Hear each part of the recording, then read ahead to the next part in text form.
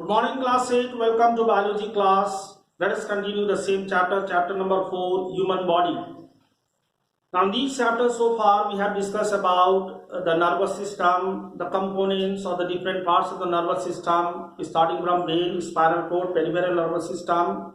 Okay, then again, after that, now the next comes page number 64. Page number 64 of your book. So today we will be studying a new topic, that is reflex action. Okay, we will be studying a new topic, that is reflex action. So today let us try to understand about the reflex action. Now, what do we understand by this term reflex action? So reflex action can be defined as any quick mechanical or quick response, quick spontaneous involuntary actions in response to certain stimulus is what you call the reflex action. Like for example, when you touch any hot objects unknowingly, immediately you withdraw the hands. Okay, so this action is what you call the reflex action. Okay, then again same way, you can give another example also. When someone eats some sour things like lemon in front of you, then what happens is that you immediately start salivating. Okay, the saliva, the mouth becomes watery. Okay, automatically. So these such type of involuntary actions, okay, which are not under our control, okay, which usually occurs in a very short period of time. Okay, then such type of actions is what we call the reflex action. So reflex action can be defined as the quick spontaneous,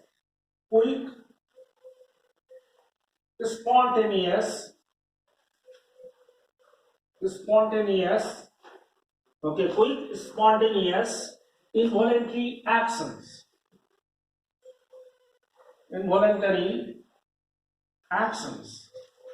Involuntary actions in response to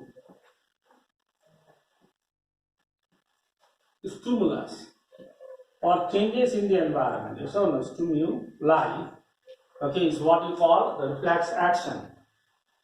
Now see, whenever reflex action takes place, then the nerve impulse tries to travel or tries to follow a very short path.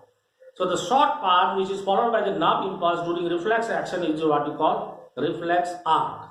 Okay, the next term comes, that is reflex arc. Reflex arc. Okay, the shortest path. Reflex arc means it is the shortest path followed by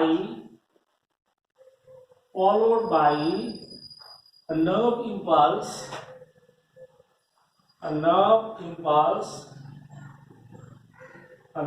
impulse, okay, during reflex action. Reflex action.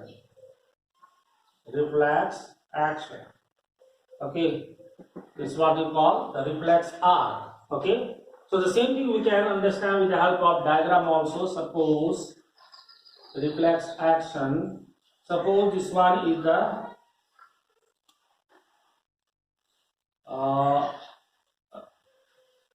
receptor. Now comes the component of or the parts of reflex arc. So reflex arc consists of the receptor. The receptor is actually the sense organ which receives the stimulus. Okay, receptor. Now see, from the receptor emerges, okay, the type of neuron which we call as sensory neuron. This sensory neuron, what it does is it carries the nerve impulse from the receptor to the central nervous system. It can be spinal cord or it can be the brain. Okay, central nervous system. In the central nervous system, another neuron is present, okay, which we call as the association neuron.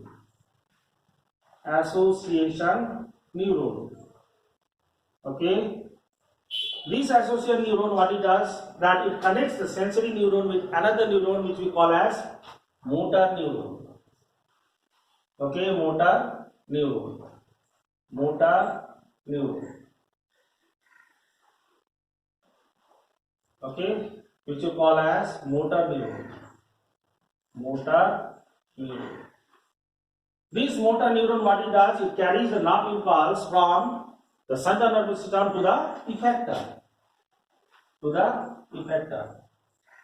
Okay. Now effector, it can be muscles, it can be glands. Okay. Like whenever you touch the hot objects, okay, unknowingly, then what happens is that the brain directs, okay, the motor neuron directs the effector to withdraw the hands. Effector, that is muscle to the hand to withdraw the hand. Okay, for that, what happens that when you touch the hot objects, okay, the nerve impulse which is produced in the skin, okay, is carried by the sensory neuron to the central nervous system, okay, where this accessory neuron connects the sensory neuron with the motor neuron, and then the brain or the central nervous system directs, okay, the effector to withdraw the hands. For that, the message is sent through motor neuron, and it releases the effector. The effector, okay, acts on which one? The effector here in this particular case is the muscles. Okay, so brain directs the muscles to withdraw the hands, so you immediately withdraw the hands.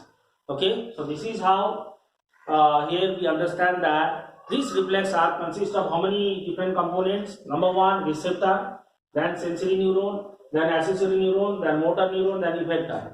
Okay, receptor, what it does? It receives the stimulus, that is changes in the environment.